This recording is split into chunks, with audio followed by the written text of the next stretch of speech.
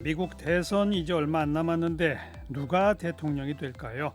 그리고 한미 간의 이 종전협정 문제, 비핵화 과제, 또 전시작전권, 방위비 분담금 이런 그 고차 방정식 어떻게 풀어가야 할까요? 자, 민주당이 한반도 태스크포스를 출범시키고 앞으로 한반도 문제 대응에 돌입했습니다. 국회 외통위원장 맡고 있는 송영길 의원이 이 태스크포스의 위원장을 맡았다는데요. 오늘 바로 좀 전화로 연결해 보겠습니다. 송영길 의원 안녕하세요. 네, 안녕하십니까? 예, 네, 한반도 태스크포스 맞죠? 그렇습니다. 예. 어떤 목적으로 어떤 분들로 구성한 겁니까? 당장 가장 중요한 것은 이번에 일본도 스가 총리로 정권 교체가 됐고 예. 11월 3일 이제 열릴 미국 대통령 선거 결과가 저희 한반도에 큰 영향을 미치기 때문에 예, 사전 준비를 위한 태스크포스를 만들게 됐고요. 예. 참여자는 제가 단장을 맡고 전해철 의원을 비롯해서 김병기, 황희, 김영호 각 정보위, 국방위, 외통위 간사님들을 포함시켰고 예. 대북 특사로 어떤 윤건영 의원을 비롯해서 이재정 의원 이렇게 몇 분들을 한 10여 명 이렇게 모셨습니다. 네. 뭐 한번 모임 하셨나요? 네, 한번 모여서 그 어떤 계획을 짜고 계세요, 지금? 외교부와 쪽 그 보고를 들었고요. 예. 이제 여러 가지로 제가 준비할 것들이 많으니까 계속 분석하고 대비를 해야죠. 당장 이제 11월 3일 선거 예. 때까지는 이 대통령 선거에 외국 인사 개입을 차단하기 때문에 네. 공화당, 민주당 양 캠프를 만날 수가 없습니다. 선거가 끝나야 저희가 접촉이 가능하기 때문에 준비 중입니다. 예. 누가 이길까요? 글쎄 참 이게 바이든이 우리 우세하다 그러지만은 다 또 여러 가지로 트럼프의 또 저력이 있기 때문에 참 예측하기 어려운 면이 있는 것 같습니다. 우리나라 입장에서는 누가 되는 게 더 좋은 겁니까? 누가 되더라도 뭐 큰 차이가 없다고 생각하고 우리 이기에 맞게 우리가 변화시켜 가야 될 문제라고 봅니다. 어느 특정 후보가 되면 절대 유리하고 이렇게 한쪽으로 걸 수가 없기 때문에 일단은 트럼프 대통령의 장점으로 들은 것은 현직이고 나스닥 지수가 11,000까지 올라가서 나스닥 지수가 떨어지지 않았는데 올라가는데 현직 대통령이 떨어진 이유가 없다. 때가 없다. 이러한 논리 그리고 강력한 지지 세력 이것 때문에 반전이 될 거다 이렇게 보는 게 있는데 이제 바이든 쪽 우세를 보는 것은 일단 여론조사가 높고 힐러리 때와의 차이점은 그때는 한 150만 명 정도의 부재자 투표와 사전 투표가 있었다 그러는데 지금 우편 투표 제도가 이제 코로나 때문에 도입이 돼서 이미 3,800만 명이 투표를 하고 한 1억 5천만 명의 그 등록 유권자 중에 약 8천만 명이 우편 투표를 할 걸로 예상이 된다 그럽니다. 그래서 그런 점이 참 유리하지 않을까 싶습니다. 그 많은 분들이 트럼프가 재선에 성공하면 그 김정은과의 어떤 그런 것 때문에 톱다운 방식이 유지되면서 비핵화 로드맵을 다시 좀 그 설계해 볼 수 있을 것 이걸 기대하는 것이 우리 입장에서는 더 나은 거 아니냐. 바이든이 되면 뭐 옛날 오바마 시절처럼 북핵 문제는 더 정말 뒷전으로 밀리고 어려워지는 거 아니냐 이런 식의 분석을 하던데 송 의원은 어떻게 생각하세요? 그렇게 생각하지 않습니다.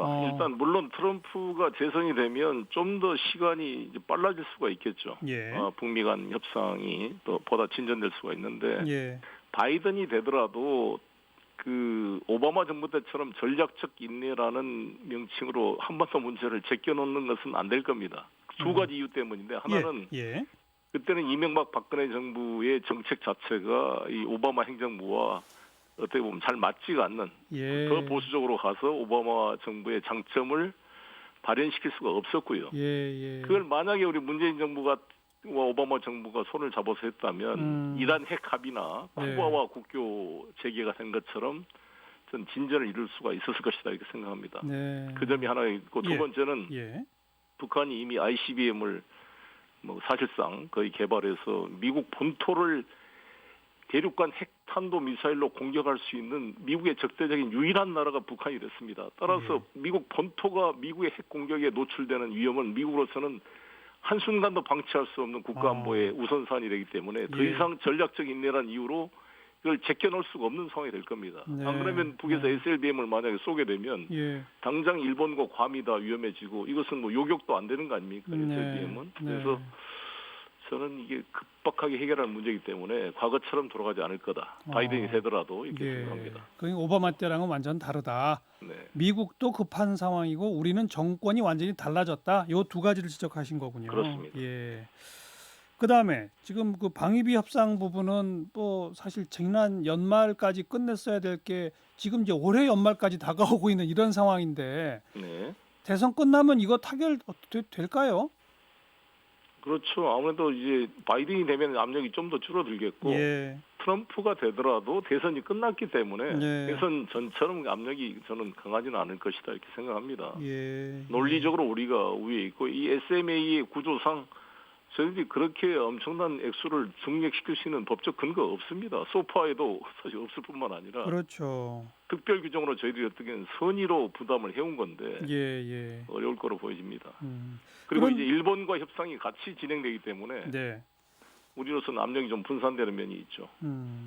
그런데 그 얼마 전 한미 국방장관 회담하고 나서 기자회견 취소됐고 그다음에 한미 안보협의회의 그 최종 문구에서 주한미군의 현 수준 유지라는 조항이 빠져 있고 이런 두 가지 측면들을 근거로 해가지고 방위비 문제 때문에 미국이 우리 한국을 압박하면서 한미 공조에 좀 균열이 생기는 거 아니냐라는 식의 분석이 나왔었습니다. 어떻게 생각하세요? 말씀드린 대로 방위비 협상 문제는 이 바이든과 트럼프 후보 간의 시각이 상당히 차이가 있고요.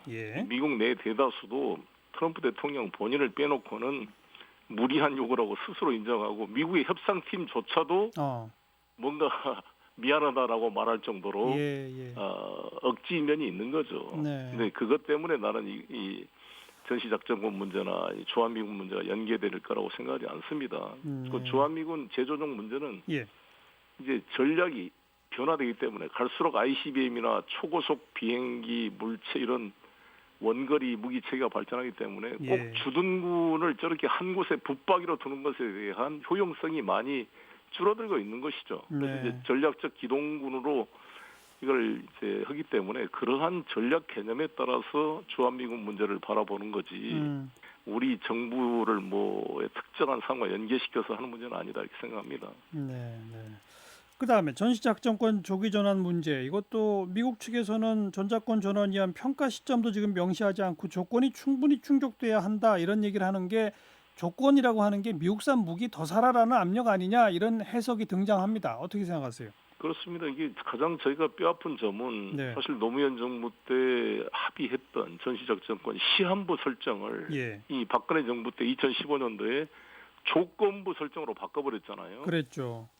그럼 그 조건이라는 게 사실 그 세 가지 조건인데 그게 완전한 운용 능력이라든지 지금 뭐 동북아 상황 이것은 너무나 추상적이어서 이건 뭐 영원히 조건이 충족 안 됐다 그러면 안 되는 것이고 그래서 제가 이런 표현을 썼는데 시험 날짜를 정해놔야 거기에 맞춰 공부를 하는 것처럼 한국군의 작전 운영 능력도 전시작전권 전환 시기를 해놔야 단계적으로 그 시간별에 맞춰 capability 소위 IOC, FOC, FMC라 그러는데 기본 운영 능력, 완전 운영 능력, 완전 임무 수행 능력이로 이 세 가지로 평가를 하는데 그것도 발전하지 않겠는가 이렇게 주장하고 있습니다. 그러니까 이 조건부를 다시 시한부로 되돌려 놔야 된다 이 말씀인가요?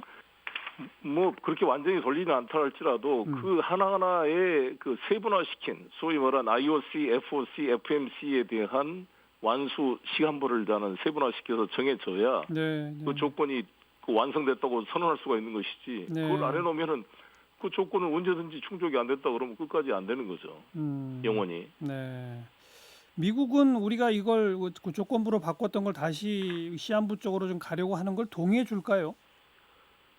아니 그 어차피 우리가 한미 관계는 한쪽 말만 일방적으로 되는 거 아니기 때문에 설득을 해 가야 된다고 봅니다.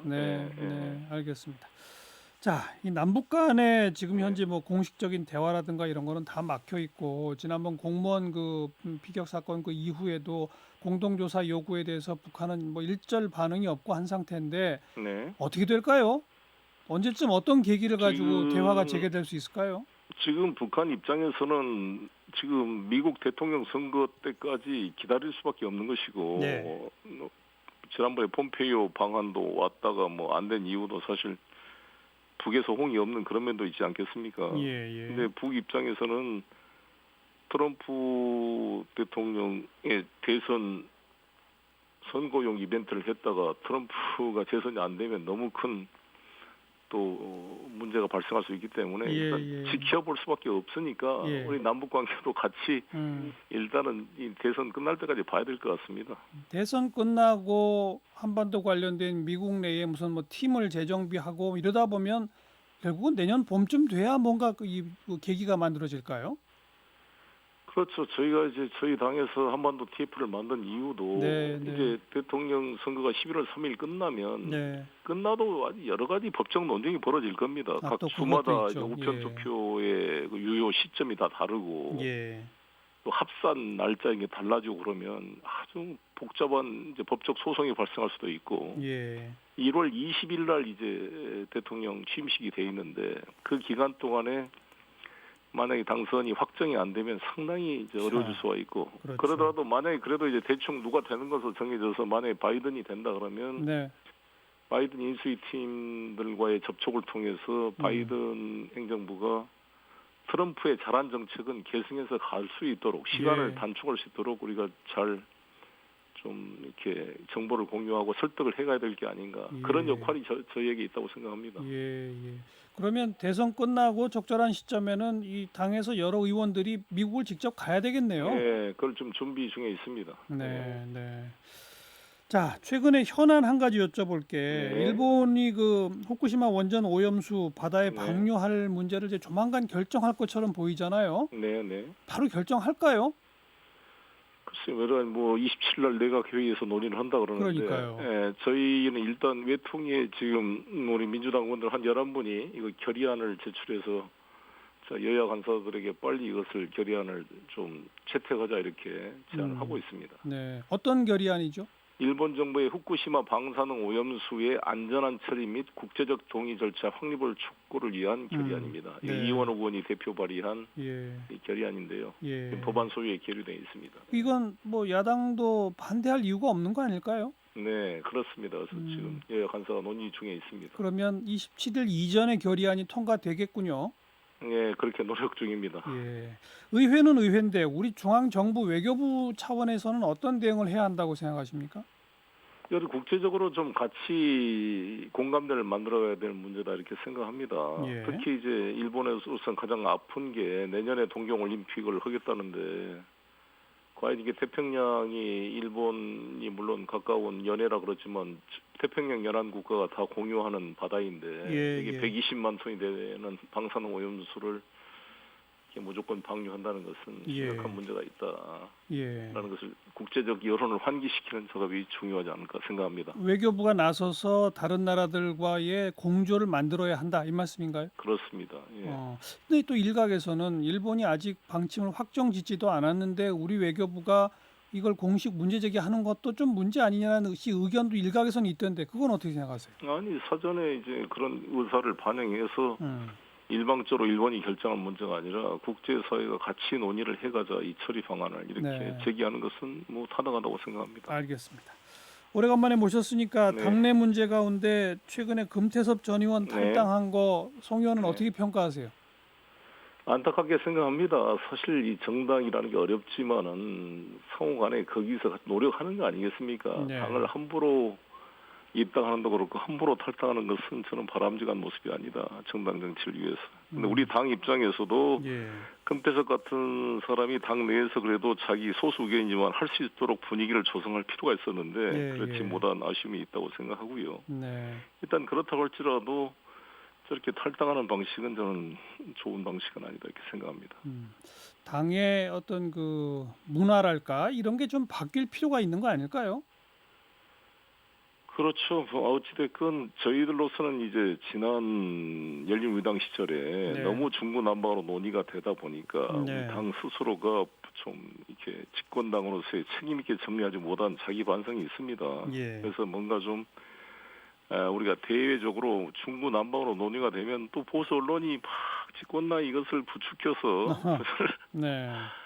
아니 예를 들어 활발한 논의라면 민주적으로 논의된다 이렇게 평가하지 않지 않습니까? 네. 언론이 뭐 잡음, 당정, 분열 뭐 이렇게 너무 하기 때문에 저희들로서는 이런 언론 환경에서 공개적으로 이견을 제출하기보다는 가능한 절차를 통해서 내부적으로 충분히를 논의하자 이런 저희 당내 그런 공감대가 있습니다. 예. 그럼에도 불구하고 너무 좀 배타적으로 보이는 이런 것들은 좀 우리가 고쳐가야 되겠다 그런 거로군요. 그렇습니다. 어찌됐건 당내에서 활발한 내부적 논의는 있어야 되니까요. 알겠어요. 네. 여기까지 오늘 말씀드릴게요. 네. 고맙습니다. 감사합니다. 네. 민주당 한반도 태스크포스 단장을 맡게 된 더불어민주당 송영길 의원이었어요.